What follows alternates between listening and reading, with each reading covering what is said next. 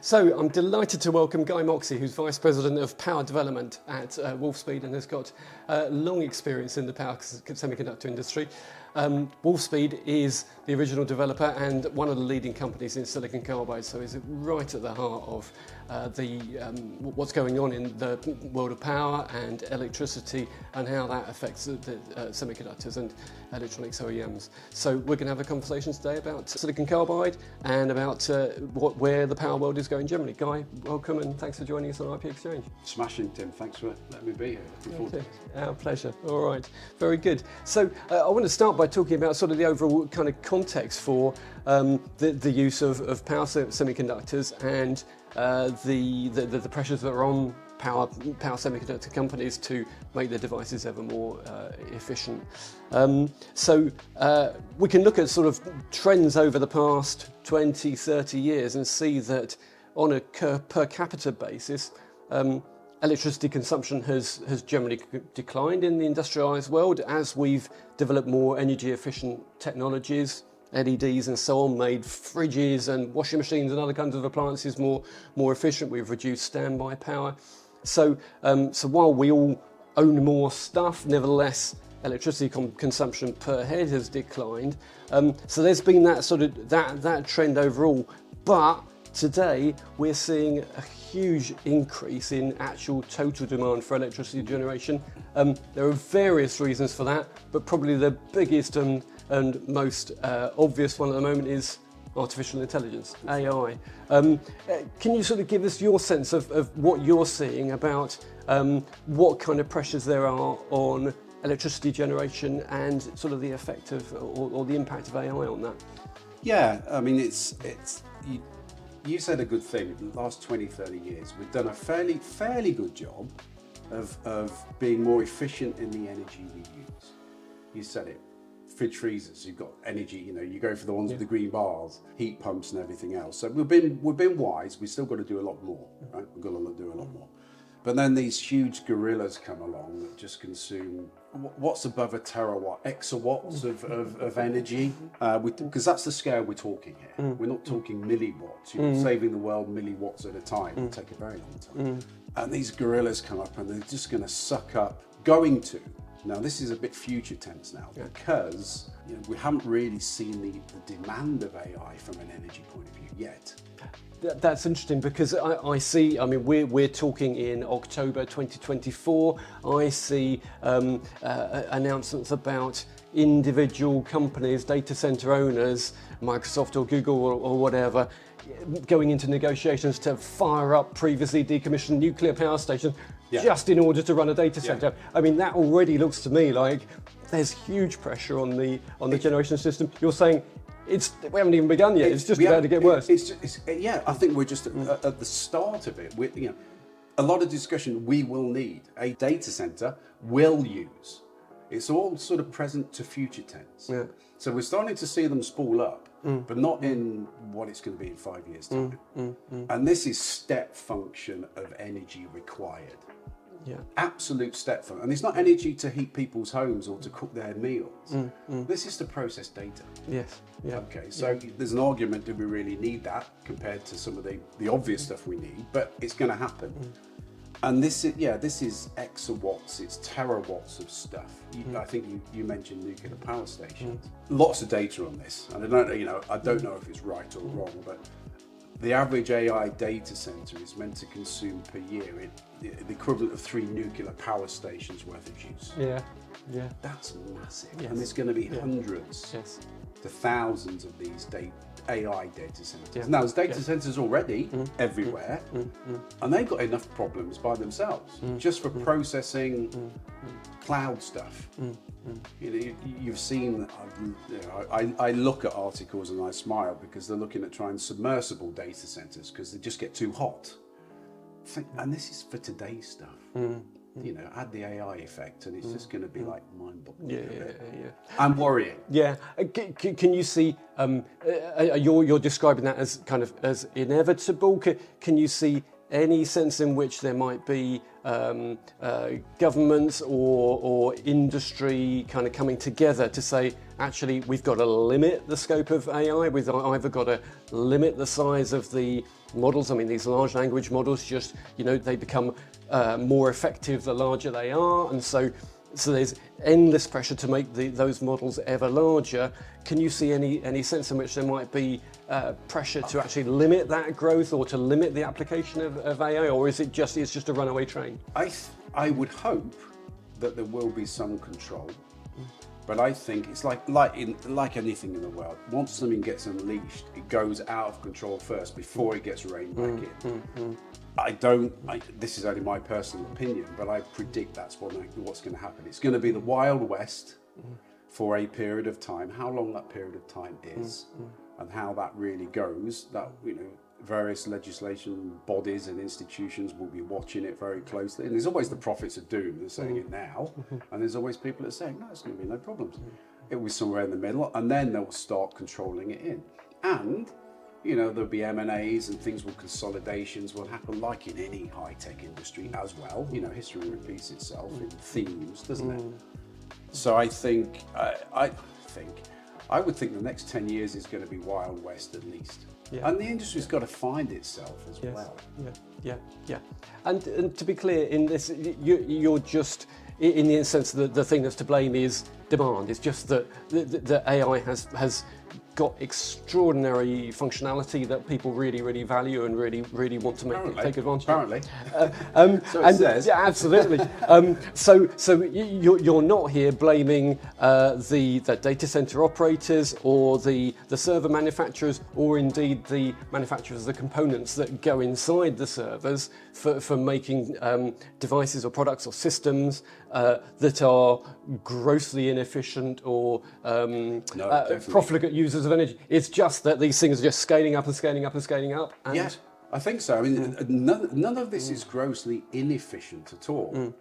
From the core outwards, it's done with the best design principles across everything.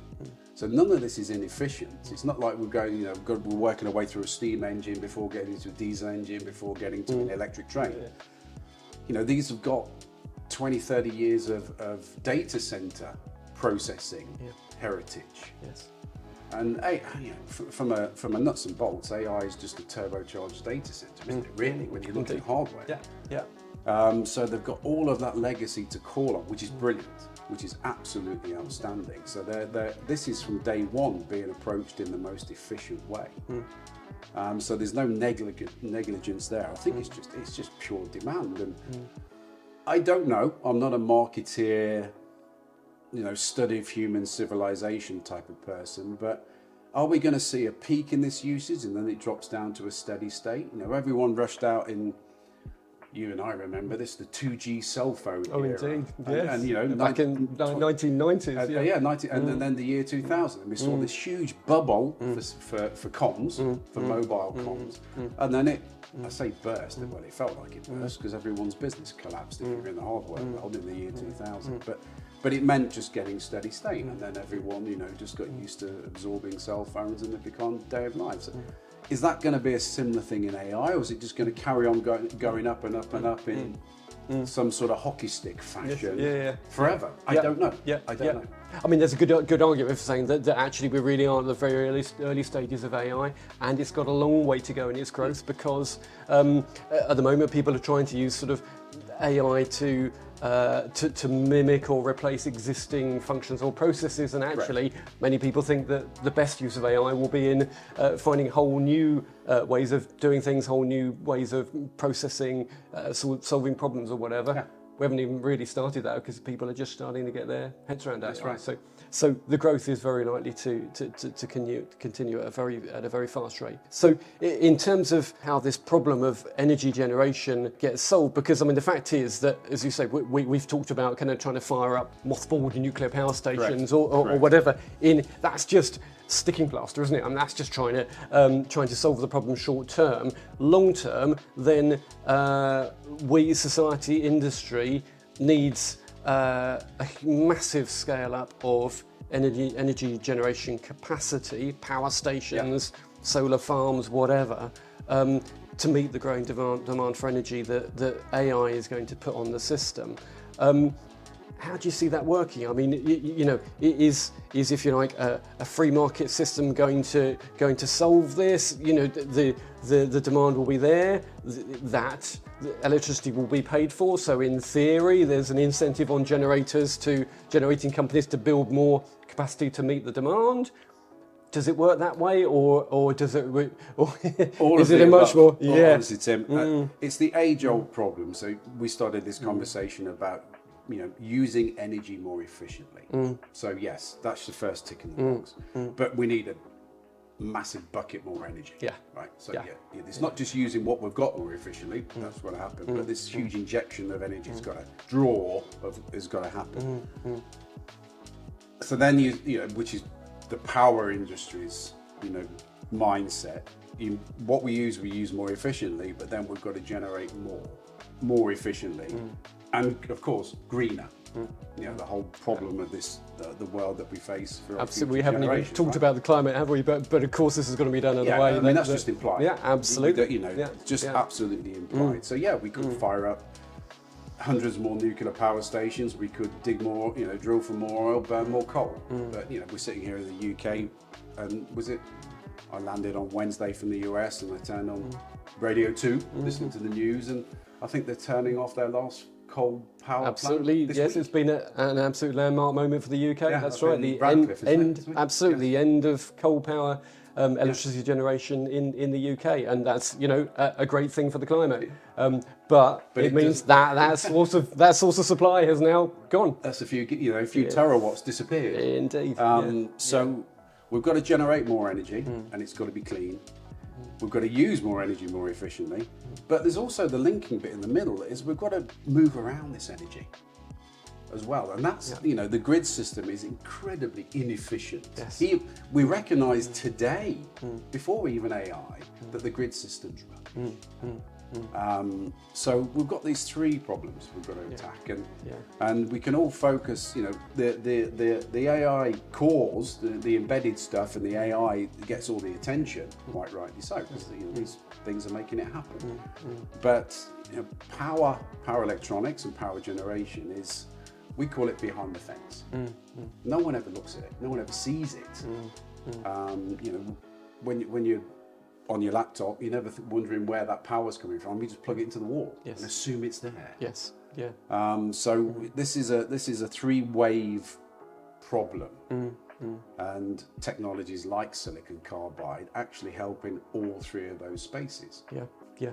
Do you want to talk some more about that? Because silicon carbide is a technology that's been talked about for many years, for decades probably. It's become something that's become a reality, in part because of the breakthroughs and innovations achieved by Wolfspeed. There are now many companies active in the field of manufacturing silicon carbide. So, but still, it's, you know, compared to silicon power semiconductors, silicon carbide is still sort of, you know, the young kid on the block. Absolutely. So, so you know, where do you see that going? I mean, is silicon carbide going to become the dominant sort of material component of power semiconductors at some point, because it has to be? Is that where we're going? It's going to be one of the dominant ones, one of the newer dominant ones. Silicon's always going to have a place, right? And it's been around 60 odd years in all shapes and forms, and you know, it's so tried and tested.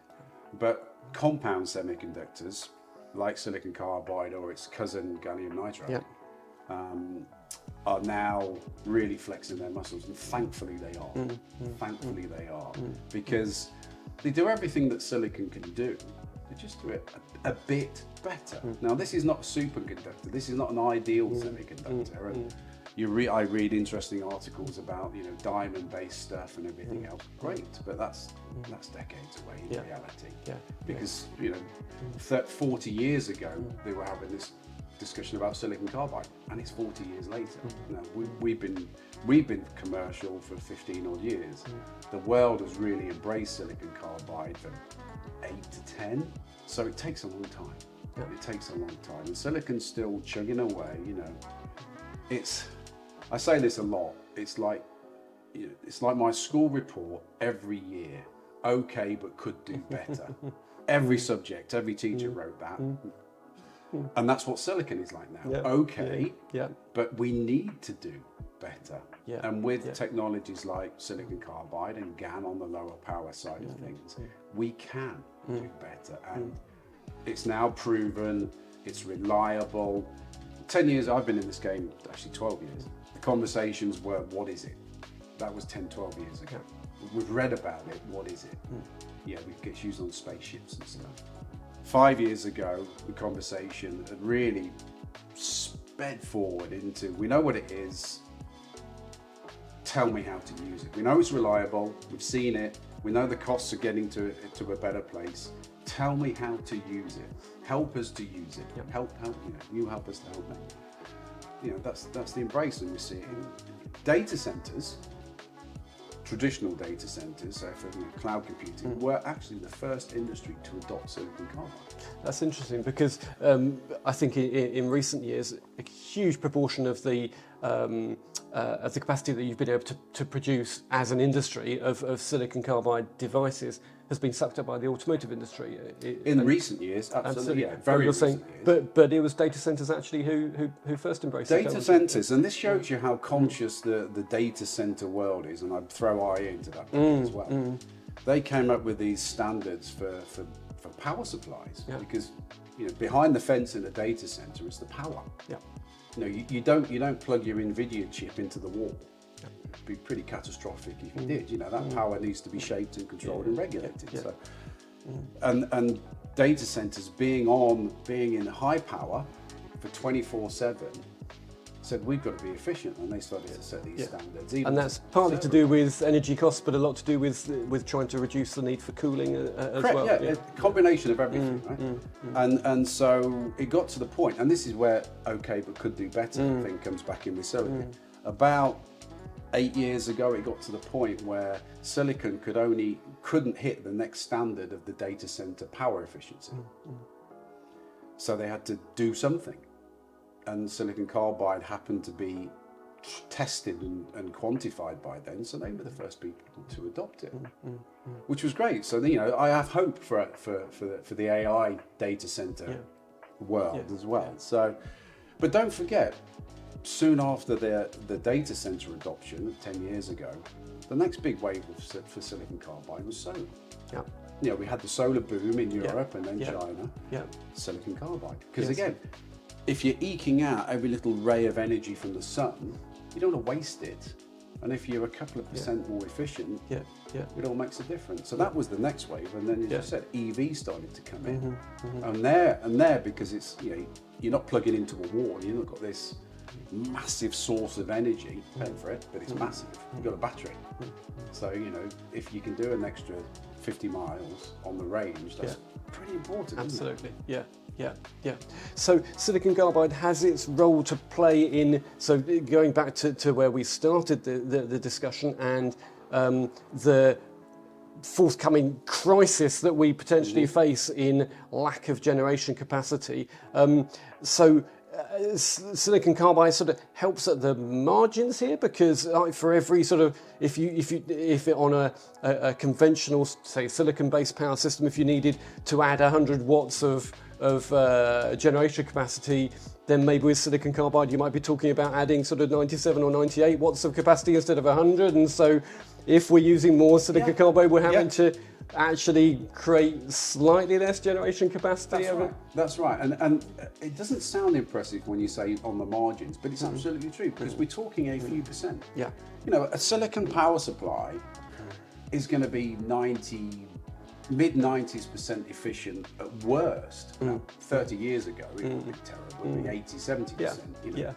But modern silicon power supplies are 96, 97, 98 if you're really pushing it.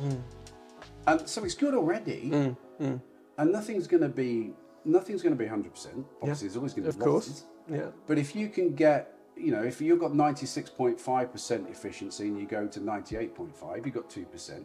Okay, 2% doesn't sound a lot, but when you're doing terawatts of energy, that's megawatts of being more efficient. And, two ways. For the same infrastructure, you get more power, which is one way of looking at it. Or obviously, you can be more. You can be 2% less. It depends. The two ways of approaching it. Yeah, on both sides, absolutely. Correct. Yep. And you mentioned cooling. Now, if you've got a data center consuming megawatts a day, right, and we can be 2% more efficient, so that's 2% less megawatts of those megawatts needed. Yeah. Great. Yeah. But also, we're going to run probably 10, 15 degrees C cooler at board level. Now, these data centers are a nice environment. Low humidity, very controlled temperature. It's not controlled yet. It's not a solar farm outside. And so these have got to have huge cooling systems to keep the whole environment cool. Now, if we're running 10, 15 degrees cooler, that's less heat being spewed out into that huge infrastructure. It means you can have less heating infrastructure, which obviously saves money, saves energy in itself. So margins make a big difference. If we're talking milliwatts, margins don't feel that much. But when we're talking megawatts, gigawatts, terawatts and above, margins are huge. Yeah, absolutely. So would you like to see, do you expect to see a world in which, I mean, we've talked about silicon carbide being adopted first in data centers, huge demand for it in automotive and in EV charging and so on, in renewable power generation. So these have been really sort of the early adopters, if you will, of silicon carbide. Can you see a world in which those same kind of marginal efficiency gains are being taken advantage of in the washing machines, in the mobile phones, in the appliances and products that we use in our everyday lives? Yeah, absolutely. And this is why I'm still in this industry, because it's we're talking multi-decades of new emerging things that are all around today. They've just got to be done better. And we talk about gigawatts and terawatts of data centers. Absolutely. So there's one that we can anchor ourselves to. Right? Done. Renewable energy, we've got to do that. We're seeing EVs still only starting, depends, if you're over in China, 60% of, it feels like 60% of all cars are EVs, right? But over in North America, the Western world, it's still emerging. But the one I'm really excited about, which my wife and kids are like, what? Why are you excited about that? Industrial motor drives. Right, okay. So we're talking anything from a washing machine through to a lift, through to everything in a factory that turns a motor, right? Yeah. Something like 40% of the world's energy is turns a motor. 40%. That's an extraordinary proportion, isn't it? If you think about AI, even if you looked at AI in its biggest scale, it's only single digit of the world's energy. 40% turns a motor in some way, shape or form. And again, silicon, they've all gone, they're going variable speed, they're all trying to do the best they can, right, to be smart.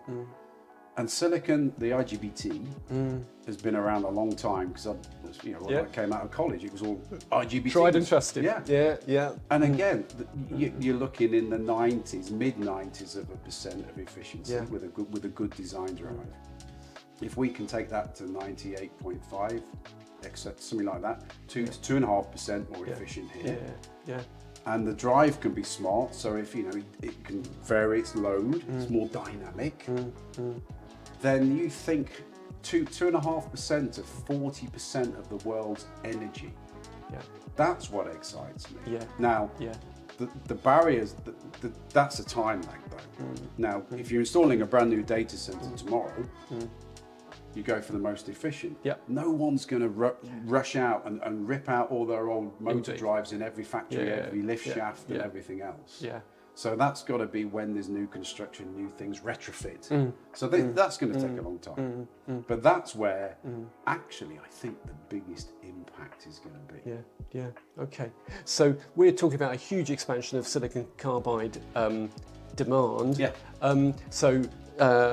You're here representing Wolfspeed. There are other companies that onsemi, Infineon, and so on, who are also very active in building out silicon carbide manufacturing capacity.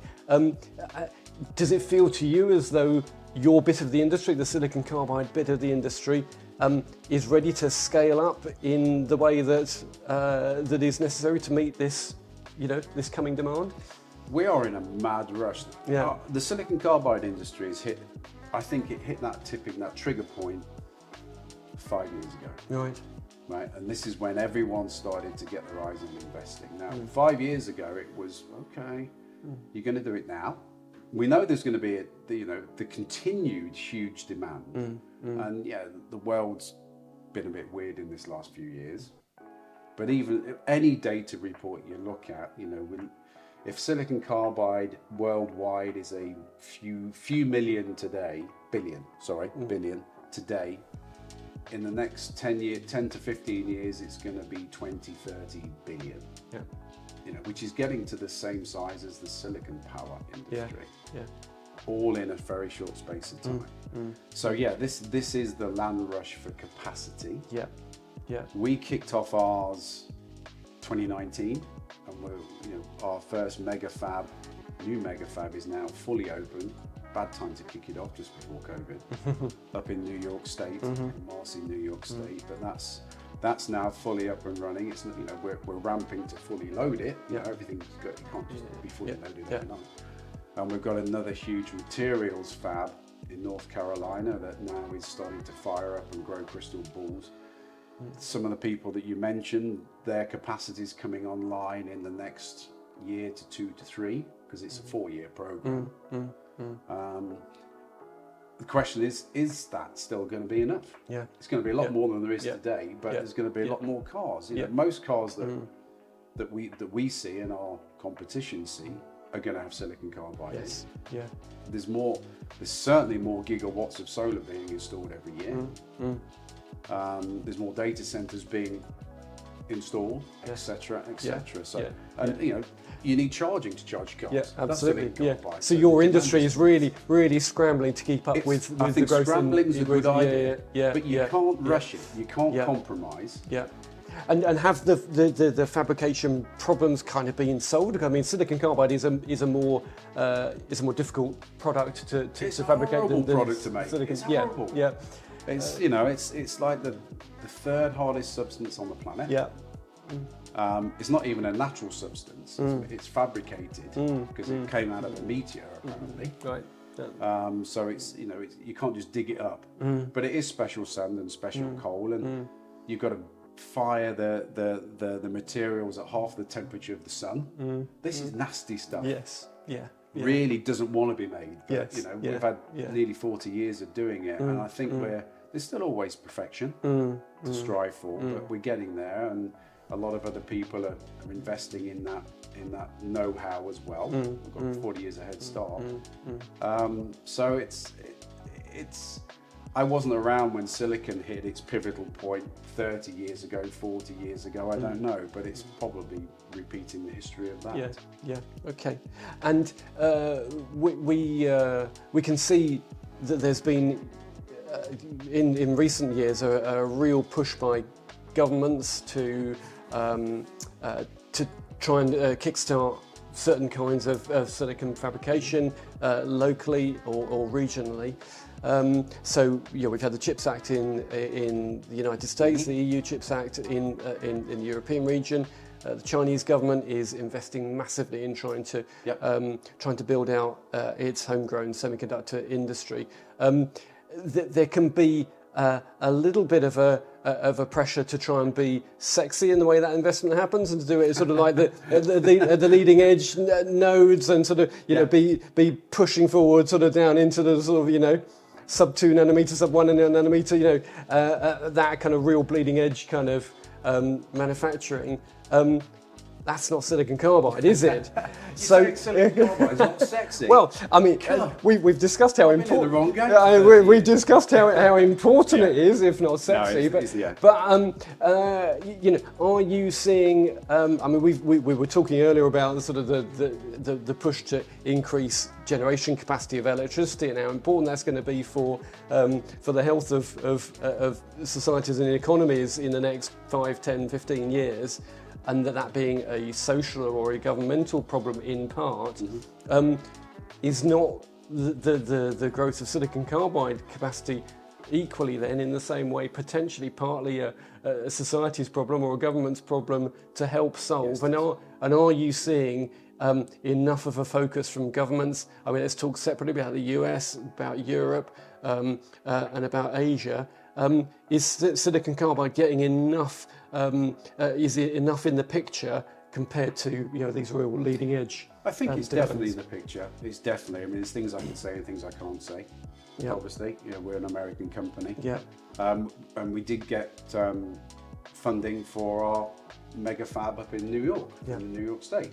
So there's always been funding around. And yes, there's CHIPS Acts and various things, and Europeans got theirs and stuff, and even in the UK they've got their own, haven't they? So I think compound semiconductors are getting a decent share of the attention now. You read a lot about the investment in China for silicon carbide. And they're doing whatever they want to do. But just throwing money at it is one thing, right? But having the know-how is the other thing as well. Yeah. And I go back to 40 years of know-how on this. And we still sell a huge amount of substrates to our competition. Yes, of course. It's not our materials division. We're totally separate. We don't even speak to each other. I can't even get into the materials side of the operations. My badge doesn't let me in. Because we want to keep it separate, and they sell material. We take it internally and fabricate on it, and then they sell it to various of my competitors who then fabricate on it and compete with me. So a bit of a smack in the face for me, but I understand, because the world needs silicon carbide. Yes. Yeah. We are we are absolutely the leader. I think the last report said we had above 50% market share in substrates. Yeah. And so if the world needs a better, more efficient power semiconductor technology, we've got to do this. And 10, 20 years time, other people may have developed their own substrates and materials. They're certainly trying. Some people are not. Some people are saying, I'm just going to go merchant because it's an area I do not want to go down.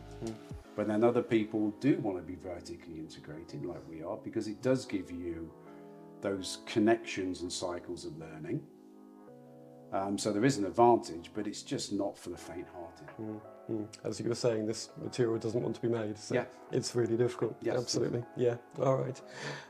So just to finish off, I wonder if we've talked about the looming crisis in energy generation capacity. We've talked about the race for the silicon carbide industry to meet the burgeoning demand for the products and materials that you make. So we've sort of talked in terms of crisis and problems and things coming our way that the world really needs to be worried about. I just wonder, just personally for you, on the scale of optimism or pessimism, where do you stand? How do you feel as you look to the next 10 or 20 years for the world from an electricity and a power systems point of view? Optimist or pessimist? I think a pragmatic optimist. I'm an Englishman, so we're absolutely we're yes. very, we're pretty real. Indeed. No, and I let's do. not go over the top. It's not a lost cause. We can't, and we shouldn't stop things like AI. And there's going to be other waves of different stuff. No, think back 8 years. EVs, huge wave, and it's had a few twists, and it's having a few twists and turns. But it's coming, isn't it? And it's a good thing for civilization. But it's got to be supported. So I am cautiously optimistic. And if you can, one thing as well, if you can centralize energy generation, you hear it on every talk show, people, naysayers about EVs. Well, okay, you're not putting petrol or diesel in a tank, but you're still generating dirty electric. So you're just shifting the problem. But if you do create green electricity or you centralize, you can scrub fossil fuels at source. You can't scrub fossil fuels in every single car on the road, but you can scrub the generation at source. So energy centralization is a smart thing to do, green energy. But let's paint, I went to bed thinking about this last night because I knew it was coming here this morning, and I woke up thinking about it, which is a bit sad, isn't it? Should have watched Love Island instead, wasn't it? But an AI data center, and this is a fact I have quantified, is about 2 to 3 times the energy of a traditional data center. Yeah. So you've got the data center of AI, then you've got a renewable energy generation point very nearby, solar, wind, for example. So you're not burning any fossil fuels. And then, because it's islanded, it's localized, you're not transporting that energy across an old grid system, hundreds of miles, where it's losing a lot of a percent of the efficiency of that. And you've got a huge amount of energy storage on site as well. Because every one of these EVs is battery powered, but the batteries only last a finite time for a car, but then their second life battery, absolutely, all of those go into energy storage, which they're fine for energy storage. So when an AI data center in North America does slow down a bit at 12 at night, a little bit, I mean, okay, processors work 24 hours, but there is a lowering demand, and it's at night, so there's no solar, the energy storage is there. That is where you've got my optimistic scenario. Green energy localized with energy storage and point of use. And with a data center, it's such a big thing. You can have it at point of use. You haven't got, spread it over a city of a billion, 500,000 houses. And whatever. So you've got three things. 1, 2, 3. That's where we can be smart, using the most efficient systems with green energy, storing it, the energy, for when you need it and when and you can slack off, and when if you're over generating because it's a bit windy that day, you don't have to turn the turbine off, you stick it into the battery. That's the smart way of using and doing it. And every single one of those, whether it's solar, wind, energy storage, or behind the fence in that data center, supplying those glamorous core processing chips, is silicon carbide. Fantastic. Well, a pragmatic Englishman's solution to the problem of the electricity and energy crisis. Guy Moxey, Vice President of Wolfspeed, thank you so much for joining ipXchange today. My pleasure. Thanks for the talk. Hey, where my engineers at?